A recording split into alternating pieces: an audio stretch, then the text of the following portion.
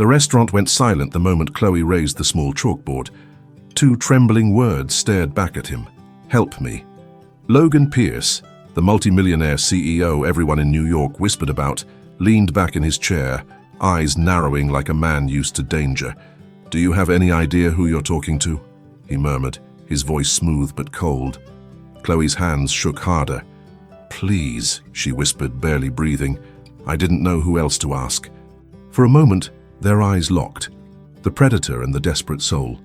Then Logan smiled faintly, as if something dark had just sparked inside him. All right, he said. But from now on, you'll do exactly what I say.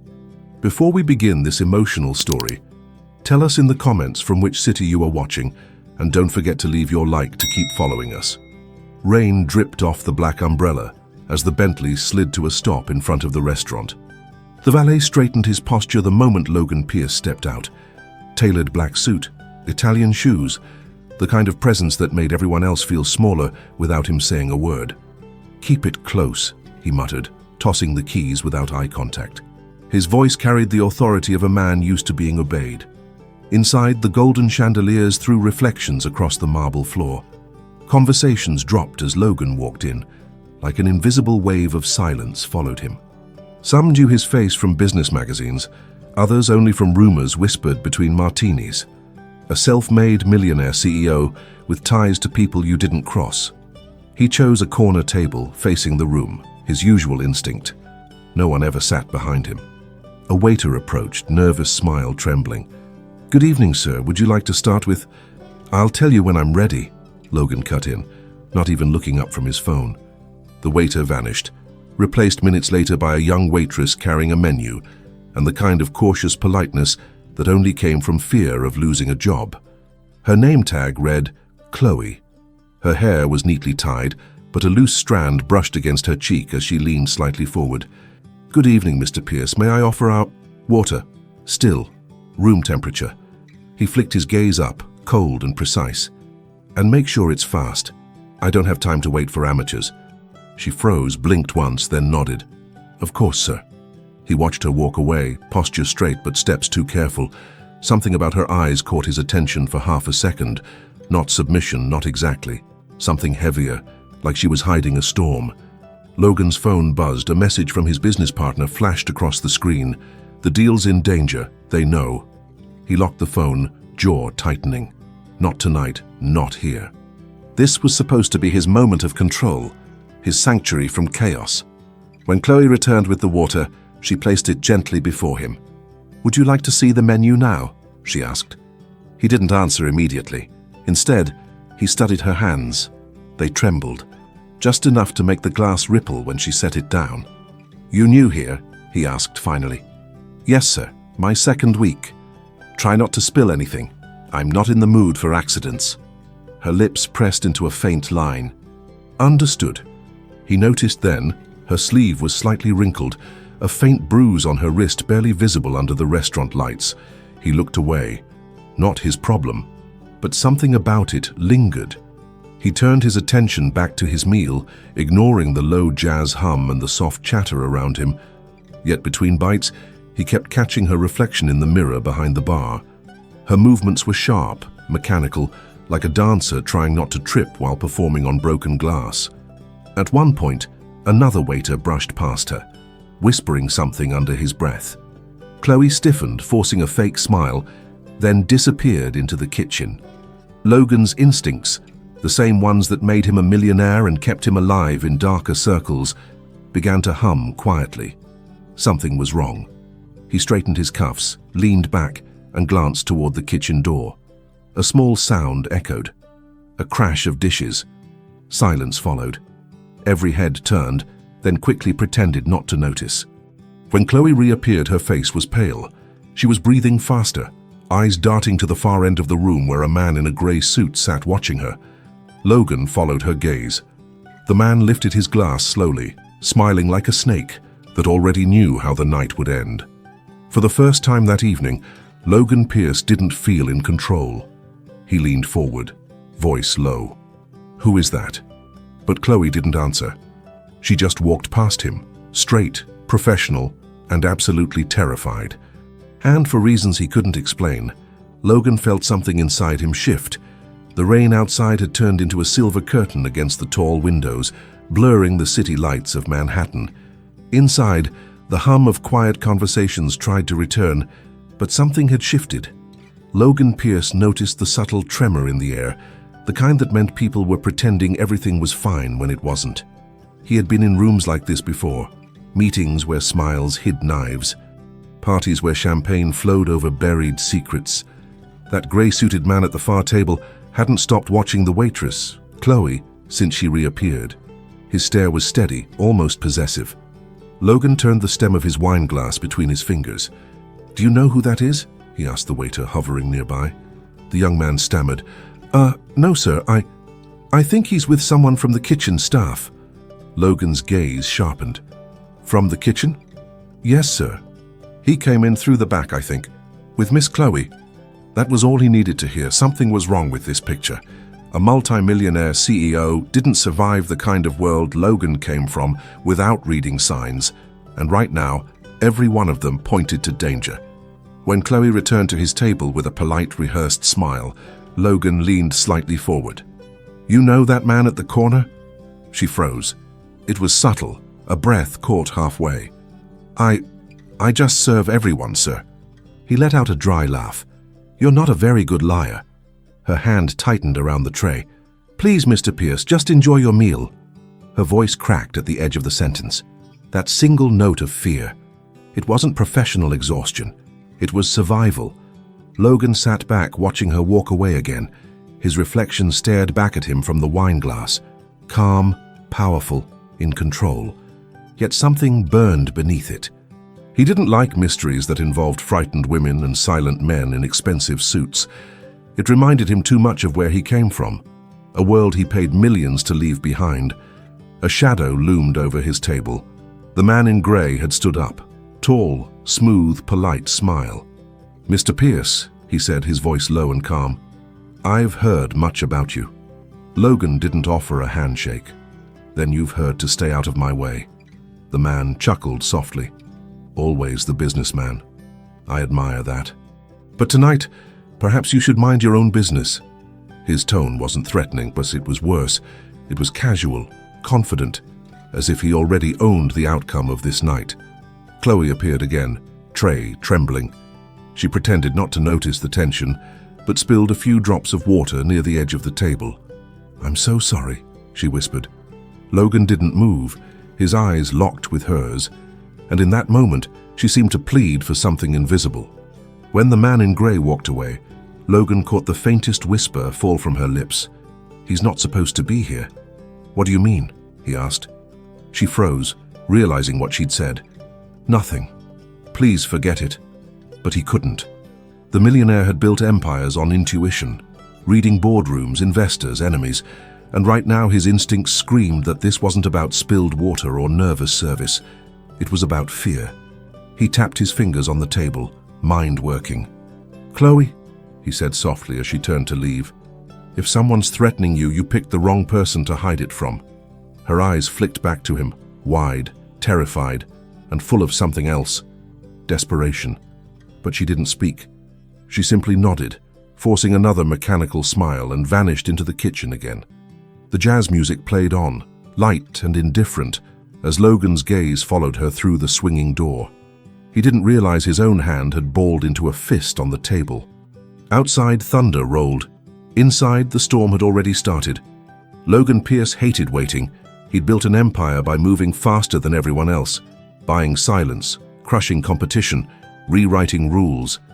But now, inside this golden dining room, he sat still for the first time in years, eyes fixed on the kitchen door. Chloe hadn't come back out. The man in grey had disappeared too, leaving behind only the faint scent of expensive cologne and danger.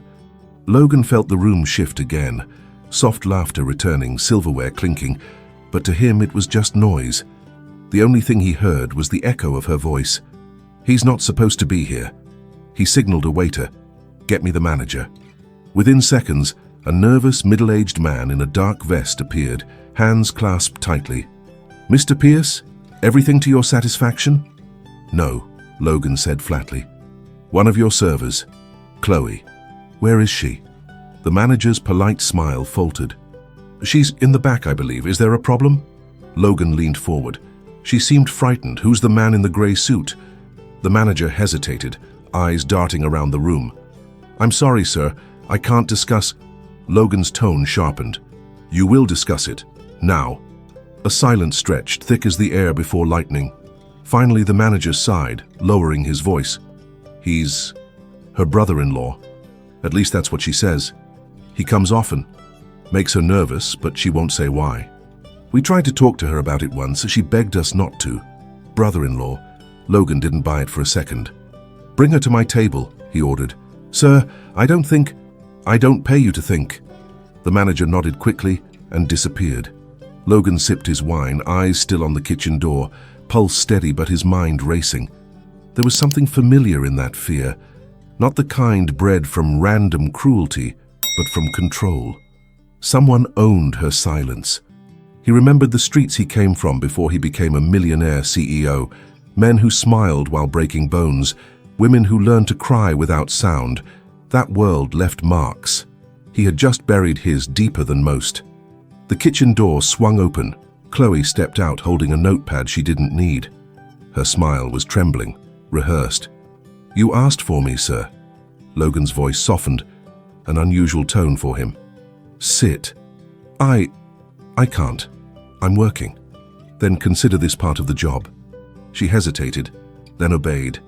When she sat across from him, her fingers gripped the edge of the table. Her eyes darted once toward the window, where the reflection of that gray-suited man had appeared again, standing outside, smoking, watching. Logan noticed. Is he waiting for you? Her breath hitched.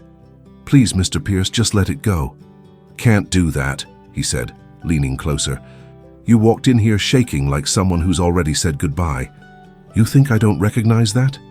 Her lips trembled.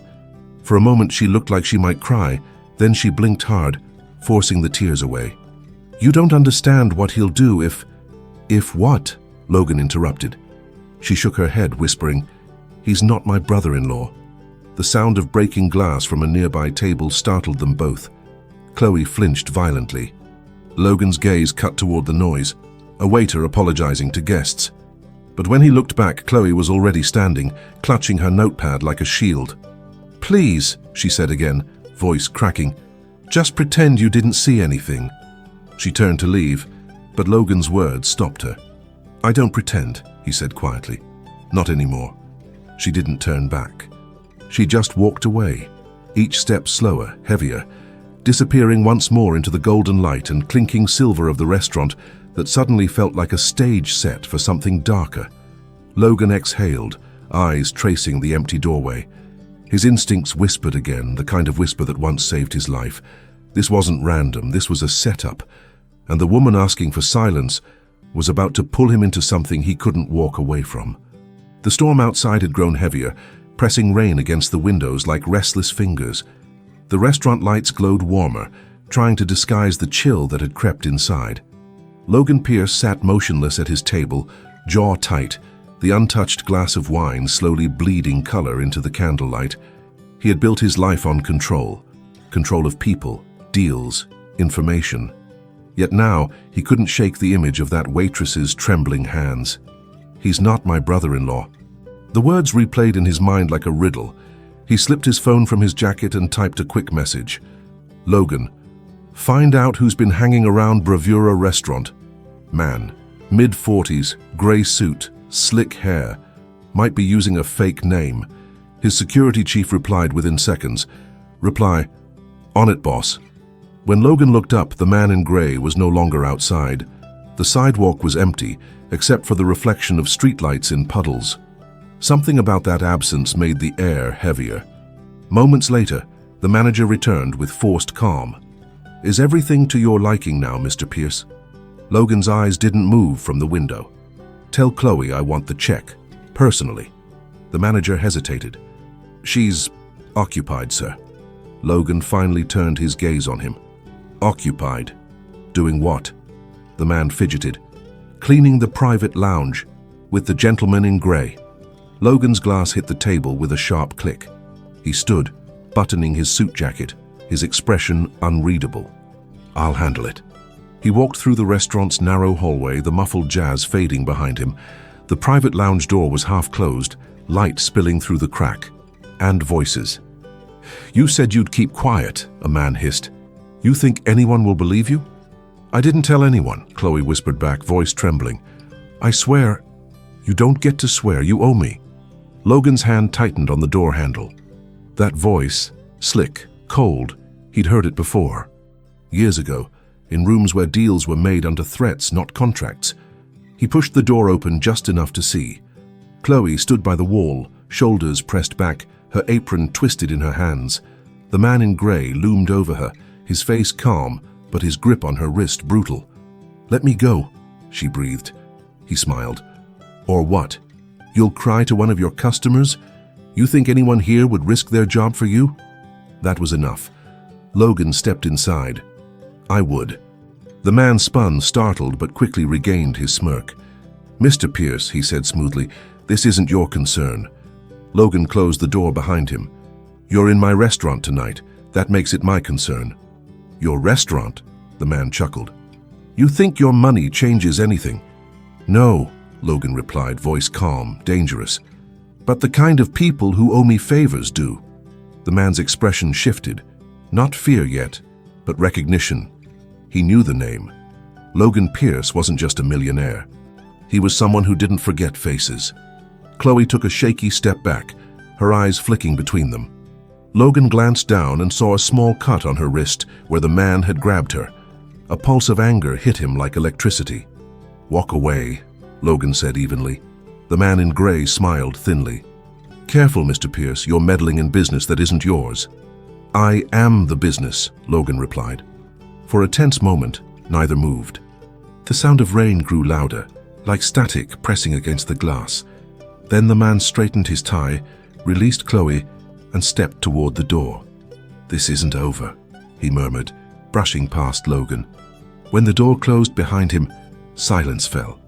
Chloe leaned against the wall, breathing hard. Logan took a step closer but didn't touch her. "You need to tell me what's going on," he said. Her eyes shimmered under the dim light. "If I do, I'll lose everything." He studied her face, fear, shame, exhaustion, and something else buried deep. "Maybe," he said softly, "but if you don't, you might lose more than that." She swallowed, glancing at the chalkboard she used to write orders. It was sitting on the counter beside them. Slowly, she picked up a piece of chalk, her hand trembling. For a long second, she hesitated, then began to write something he couldn't yet see. The chalk scraped softly against the blackboard, the sound almost lost beneath the hum of the rain. Logan's breath stayed even, his eyes fixed on Chloe's trembling hand. She wrote slowly, as if every letter cost her courage she didn't have to spare. When she turned the board toward him, 2 words stared back in uneven white strokes. "Help me." The air in the lounge seemed to vanish. Logan didn't move, didn't speak. For a long moment, all he could hear was the faint thunder outside and the pulse in his own ears. He stepped closer, lowering his voice. "Who is he?" Chloe's eyes darted to the door, terrified it might open again. "He's not who he says he is," she whispered. "He used to work for a man you probably know, Victor Hale." The name landed like a blade. Logan's jaw tightened. Victor Hale, a ghost from another life. The kind of man whose handshake came with a debt, whose smile meant danger. "I walked away from that world years ago," Logan muttered. "Why is Hale's dog here?" Chloe's lips trembled. "Because of me." He frowned. "Explain." She hesitated, then whispered, "I was cleaning apartments. One of them was his. I saw something I shouldn't have. A contract, people's names, money being moved offshore. He said if I ever told anyone, he'd..." She couldn't finish. Tears shimmered in her eyes. Logan's expression softened, not with pity, but with something colder. Calculation. "So he's keeping you close, making sure you stay quiet." Chloe nodded. "He shows up wherever I work. I've changed jobs 3 times. He always finds me. Tonight, he told me I have to leave the city with him after my shift." Her voice broke. "I can't run anymore." Logan looked down at the board again. "Help me." The the chalk beginning to smudge under her shaking fingers. He straightened, thinking. He could call his security, make one call, and have the man gone before midnight. But this wasn't just business. Victor Hale's name opened old scars. There were debts between them that had never been settled. He reached into his jacket, slid a black card across the table. "When your shift ends, go to this address. Ask for Raymond. He'll get you somewhere safe." Chloe stared at the card as if it were poison. "You don't understand," she whispered. "If he sees me leave with anyone, he'll hurt someone else. He always does." Logan leaned in, his voice low and firm. "You're not leaving alone, you're leaving with me." Her eyes widened. "You can't—" "I can do whatever I decide to do," he interrupted, "and I've decided I'm not letting that man touch you again." For a second, she looked at him like she wanted to believe it. Then reality clawed its way back. "You don't know what he's capable of." Logan gave a faint, humorless smile. "I know exactly what he's capable of, because I used to be him." The words hung between them like smoke. Chloe blinked, confused. "What do you mean?" He turned toward the window, rain streaking down the glass. "You think I became a millionaire selling software and stock options? I built my empire cleaning up Hale's messes, and when I walked away, he made sure I never forgot what I owed him." She stared at him, breath caught. "Then why help me?" Logan met her gaze, eyes sharp with something deeper than guilt. "Because you just gave me the first real reason to finish what I should have done years ago." From the hallway outside, footsteps echoed, slow, deliberate. Logan's hand slid toward his jacket pocket, instinctively checking for the weight of the gun he hadn't carried in months. Chloe whispered, "He's back." The door handle turned, and before it opened, Logan whispered to her, calm and cold, "Do exactly what I say." The door opened with the slow inevitability of a nightmare. Victor Hale stepped inside, older now, heavier, but the same chilling grin carved into his face. The storm outside seemed to follow him in, the air colder, the lights flickering as if the room itself flinched. "Logan Pierce," he drawled, voice soaked in arrogance. "Didn't think I'd find you hiding in a place like this." Logan didn't rise. He stayed seated, calm as stone, though his pulse hammered in his throat. "Wasn't hiding," he said. "Just eating dinner." Hale's eyes flicked toward Chloe. "And dessert, I see." Chloe's breath hitched, her hands trembling at her sides. Logan noticed a tiny movement, but one that told him everything. She was terrified, not for herself, but for what this man could do next. "Leave her out of this," Logan said. Hale smirked. "You always had a soft spot for strays." He took a step closer, his shoes echoing against the marble. "She's mine, Pierce. She owes me something, and I intend to collect." Logan rose slowly, every motion deliberate. "You think you still collect anything in my city without me knowing?" Hale laughed, a cold, rasping sound. "Your city? Please. You walked away from power, remember? You traded blood for suits and yachts. The world's full of men like you, thinking they can bury their past." Logan's jaw tightened. "Some of us don't need to bury it. We outgrow it." Chloe's voice cracked through the tension. "Please stop," she whispered. "You'll get hurt." Neither man moved. The thunder outside roared louder, like the sky itself was waiting for the next blow. Hale's smile faded. "I don't like being embarrassed, Logan. You should know that. You took something from me once. Now I'm taking something back." He reached for Chloe's arm. Logan moved first.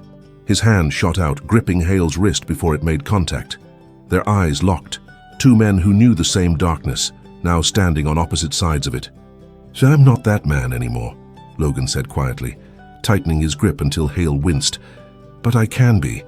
For a heartbeat, silence. Then Hale jerked his hand free and straightened his jacket, pretending composure. "You wouldn't risk your pretty little empire for her. You're too clean now." Logan smiled faintly. "Clean? Maybe. But you forget. I built this empire on knowing exactly what filth like you are capable of." Behind Hale, the restaurant door creaked open again. The manager peeked in nervously. "Is everything all right, gentlemen?" Logan's voice stayed calm. "Everything's fine. Mr. Hale was just leaving." Hale's grin returned, but his eyes had lost a little of their confidence. "We'll talk again, Pierce. Soon." He walked out slowly, brushing past the manager with the arrogance of a man who thought he was untouchable.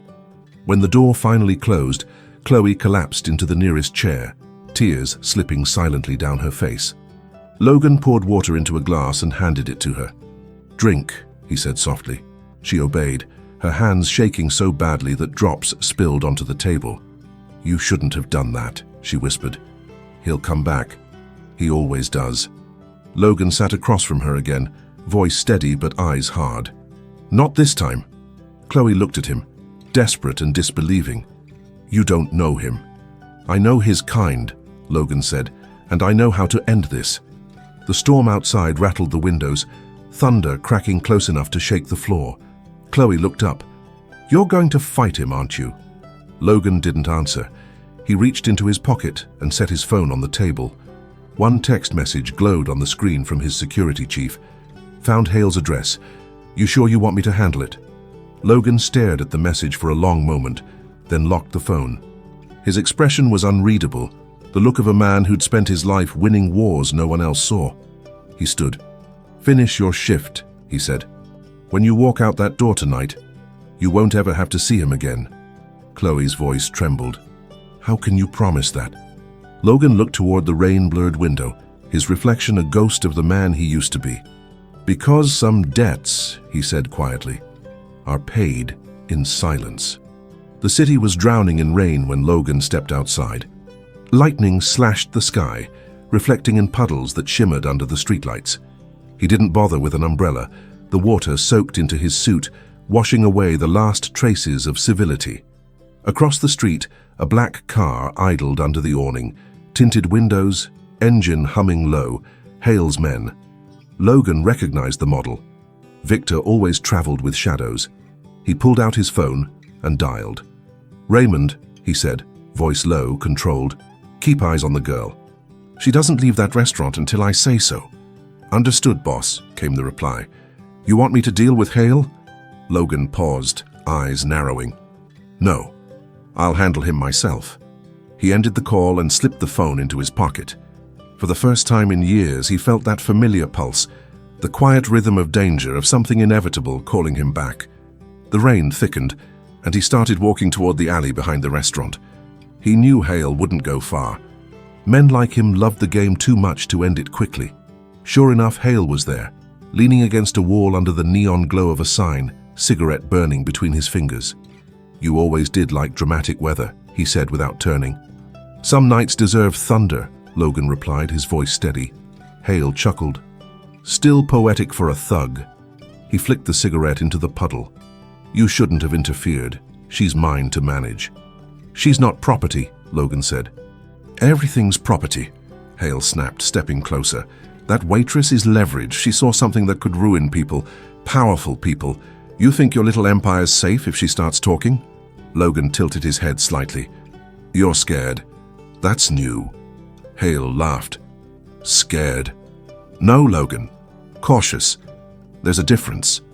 "You came to threaten a waitress in public," Logan said coldly. "That's not caution. That's desperation." For a second, their eyes locked. Two predators remembering what it felt like to live without conscience. Hale smiled again, but it didn't reach his eyes. "You think you can protect her?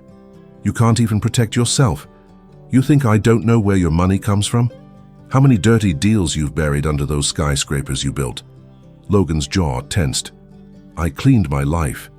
"No one cleans this kind of life," Hale hissed. "They just hide the stains." Thunder cracked above them. Logan stepped closer until the space between them was just inches. "You ever touch her again, I'll make you disappear so quietly, your own reflection will forget you existed." Hale grinned. "There he is.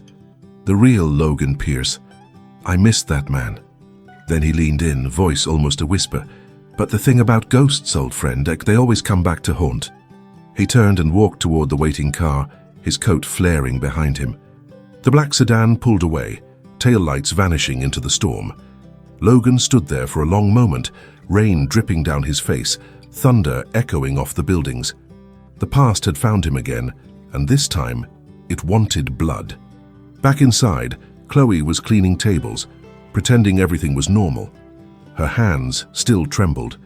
She glanced at the door every few seconds, expecting to see Hale's shadow return. When Logan stepped back in, drenched and silent, she froze. "Where did you go?" He ignored the question, reaching into his pocket. "You're not safe here," he said. "Go to the address I gave you, now." "I told you He won't," Logan cut in. "Not after tonight." Her eyes searched his face, for truth, for mercy, for any sign that this man, this millionaire with danger in his eyes, was doing this for something more than power. "Why are you helping me?" she whispered. Logan looked at her for a long time before answering. "Because once," he said quietly, "someone tried to save me, and I didn't listen." Chloe's lip trembled. "What happened to them?" He looked away. They disappeared. A flash of lightning filled the room. The thunder followed like a gunshot. Logan's phone buzzed. "A new message from Raymond. Boss, we've got movement. Hale's men heading to your penthouse." Logan's expression hardened. "He wants to play chess," he muttered. "Fine, let's play." He turned to Chloe, his voice steady, almost gentle. "You're coming with me." "But no arguments," he said, already moving toward the door. "You wanted help. Now you've got it." She followed him out into the storm, unaware that every step she took was pulling them both closer to a secret that would shatter everything. The elevator doors closed, sealing them inside the mirrored silence of Logan Pierce's private penthouse. The city spread below like a glittering maze, beautiful, distant, untouchable. Chloe stood near the corner, her wet hair clinging to her face. The storm outside had followed them, lightning flashing across the skyline like a warning. "This place," she whispered, taking in the marble floors, the glass walls, the quiet hum of wealth. "It doesn't feel real." "It isn't," Logan said, removing his soaked jacket. "It's just armor with a view." She turned to him. "You talk like you hate what you built." He paused, meeting her gaze. "I don't hate it. I just know what it cost." She walked toward the window, her reflection faint in the glass. "What did it cost?" He hesitated, then answered, "Everything that mattered." Silence stretched between them, the kind that reveals more than words. Suddenly, Logan's phone buzzed on the table. He glanced at the screen. "Raymond. Hale's car stopped 2 blocks away. He's not done." Logan exhaled slowly. "He's coming." Chloe's hand went to her throat. "Then we have to leave." He shook his head. "If we run, he wins." "He's not after you anymore. He's after me." Her voice wavered. "Because of me." "Because of the truth," he corrected. "Whatever you saw in that contract, Hale wasn't working alone. There are politicians, corporations, names worth billions tied to those accounts. If that file goes public, he burns, so do I." Chloe turned sharply. "You?" He met her eyes, unflinching. "I signed 2 of those transfers years ago. I didn't know what they were. Or maybe I did and didn't care. Hale made sure of that. But now he's afraid I'll help you expose it." She stepped closer, her fear turning into resolve. "Then let's expose it. Together." Logan gave a faint smile, not of hope, but of regret. "You don't understand how deep this goes." Before she could reply, the elevator chimed. The sound froze them both. Logan reached into the drawer near the bar, pulling out a gun. "Stay behind me," he said. The doors slid open. 2 men in dark suits stepped out first, Hale's guards. Behind them, Victor Hale emerged, his smile thinner now, colder. "Nice place," he said, glancing around, almost ashamed to ruin it. Logan raised the gun. "End of the line, Hale." But Hale only chuckled. "You're not going to shoot me, Pierce. You still think you can make it right. But men like us, we don't get redemption, we get headlines." Chloe's voice broke through the tension. "You're wrong." Both men turned to her. She stood straight now, no longer trembling. "You think power means fear. But I've lived with fear. And I'm done." Her words hung like lightning. For a heartbeat, everything stopped, until Hale laughed softly. "Brave. Stupid. But brave." And then the sound of sirens rose from below. Red and blue lights flashed across the penthouse glass, staining the marble in color. The police were outside, dozens of them. Logan's phone buzzed again. "Raymond. Cops have Hale's file. It's over. You did it." Hale's expression shifted from confidence to shock. "You called them?" Logan lowered his gun slightly. Not me, her. Chloe stepped forward, holding up her phone. The recording screen glowed red. You said enough for them to find everything they need, she said. You've been confessing since you walked in. Hale's smirk vanished. He lunged toward her, but Logan moved faster. The gun roared once, echoing through the penthouse. Hale staggered back, clutching his arm, collapsing against the glass wall. Outside, the sirens screamed louder. Officers stormed through the elevator seconds later, shouting orders, weapons raised. Drop it! Logan let the gun clatter to the floor, raising his hands. His gaze never left Hale, bleeding and defeated, sitting on the floor surrounded by police. As they cuffed him, Hale spat. You think this changes anything? You'll fall with me, Pierce. Logan's voice was calm. Maybe, but she won't. Chloe stood frozen as Hale was dragged away, his shouts swallowed by thunder. When the room finally went quiet, Logan sat down heavily, staring out at the skyline. It's done, he murmured. Chloe knelt beside him. You saved me. He shook his head. You saved yourself. I just stopped pretending I couldn't. She smiled faintly, tears mixing with the glow of the flashing lights. What happens now? He looked out at the city, where the rain had finally started to slow. Now, he said quietly, I start paying what I owe. Moments later, 2 officers approached him. Mr. Pierce, you'll need to come with us. Logan nodded, unresisting. I know. He turned once more to Chloe, his voice soft, almost peaceful. Make sure they publish it all. Don't let anyone bury the truth again. She reached for his hand as they led him away. I won't. The elevator doors closed behind him, and for the first time that night, the storm outside finally broke into silence. Chloe stood alone at the window, the city lights flickering like small promises in the dark. And somewhere inside that silence, she whispered to herself, thank you. The following week, headlines spread across every major network. Millionaire CEO exposes corruption ring, turns himself in. Chloe watched the news from a small apartment across town. The story painted him as both villain and hero, the man who helped build an empire of deceit, and the man who tore it down. She turned off the TV and opened her laptop. The files Logan had given her were already in the hands of the FBI. His message had been simple: truth is worth more than freedom. Outside, the rain had stopped completely. She looked out the window, whispering to the night, you kept your word.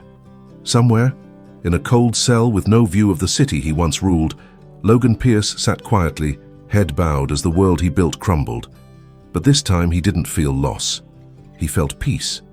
Because even men who live in shadows can, for one final moment, choose the light. Thank you for staying with us until the end of this heart-touching story. Tell us in the comments which part moved you the most. Subscribe and turn on the bell to receive more stories that inspire and transform.